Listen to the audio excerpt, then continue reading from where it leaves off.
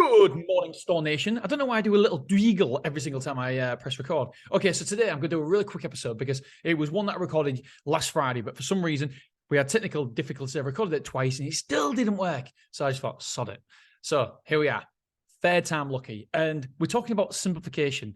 And I don't believe confused customers buy. I think we need to simplify things as much as possible, even down to when we're putting, if you're hiding your information, your prices behind the information wall. So basically, you want the email address, name, etc. My problem with this is, if you look at I don't know if the big boys still do it, but they certainly used to as well when I used to copy, and we all copy everybody else. Why, in God's name, do we need to know how long they need it for? Why do you need to know that? Why do we need to know that? But so many people still have that on the information firewall. So you've still got to put that details in before you get a quote. Why? We're just making more hurdles for the customer to jump over.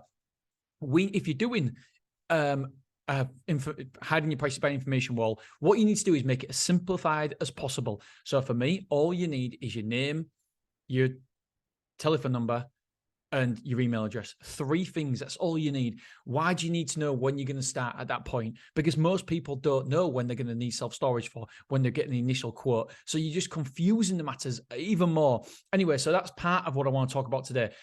So that's that benched. So please look at your information that you're requesting from a customer and simplify it. There's no point. I did this. I copied all the big boys and I wanted to know how long they needed it for, when they needed it for, and where you heard from us from, and all this lot. And don't get me wrong, to know where you heard about us or where you heard about us is important because you want to know what marketing works. But that's selfish for you. You're not thinking about what the customer wants. You're thinking about what you want. And so we've got to be very, very careful. It's a very, very fine balancing act. But lastly, I want to talk about, this is the main reason for this podcast, is simplification on unit sizes.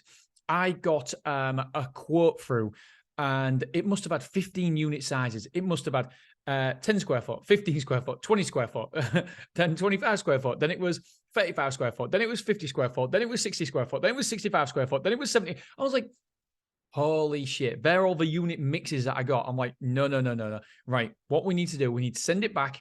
And we need to simplify it. We need to do 25 square foot, 50 square foot, 75 square foot, 100 square foot. So you need 4 of them. That's maximum. And then we need a 125. I mean, don't get me wrong. I'm happy if you don't have a 125. I'm happy if it goes a 150 straight away and then 200. I think that's it. You need 6. But if you want to put a 125 in there, absolutely fine. Confused customers don't buy. The more options you give them, the more choices they have, the more it takes thinking power and to process it in your mind. And then therefore, again, more hurdles. Look at container sites. They might have a 35 square foot, 80 square foot, and 160. Perfect.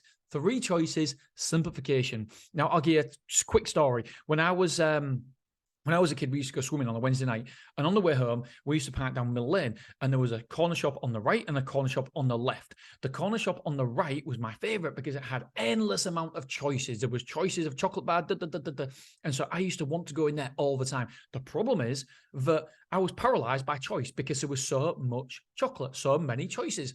And I didn't know which one to buy. When I went into one on the left, there was only 3 or 4 chocolate bars. So I knew straight away I didn't like that and I liked that. So that's the one I got. In the end, my parents would never, ever take me into the one on the right, the one with more choice, because it used to take me longer. I was paralyzed with choice. And so we always only used to go into the left-hand side one. Why? Because it was simplified. It was easy for the customer to make a decision because there was only like 4 or 5 different chocolate bars.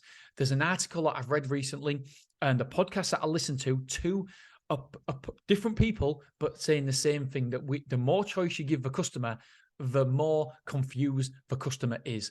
So what we need to do is simplify our offering. And in terms of self-storage, you're going to say to me, Dean, what can we do though? What if it does measure out at 22 point, whatever square foot? Well, what we can do, you can round up or down. Don't quote me on this 100%. I'm sure if you ask the boys at Cuboid or Janice or whoever you use, I'm sure they will know the regulation, even the Self-Storage Association. I'm sure that you can actually have a 15% error margin. So therefore, if it's say 90 square foot, I'm sure that you can actually say it's 100 square foot because that's in the 15% of error margin. So you don't want to say it's 90 square foot. You can say it's 100 square foot. If you're not comfortable saying that, then say it's an 80 square foot. Just get it in your parameters of your 5 or 6 or 7 choices, 5 to 7 choices. You don't want to be saying it's, 22.5. I mean, I was looking at a self-storage facility the other day to buy, and they had, no word of a lie, 27.5 as a size. Who the hell has 27.5? What the hell is that? You're confusing me. And I'm in self-storage. What is a customer going to think? So please simplify your message. And if possible, simplify how many options you're giving the customer, because confused customers, the more and more data is coming out now that confused customers, my friends, do not buy. Okay, I love you. I appreciate you. Do not forget to check out mrselfstorage.com. It's my newsletter, my passion. I absolutely love it. Getting some amazing feedback. The open rate, it's bloody 80%. I love that.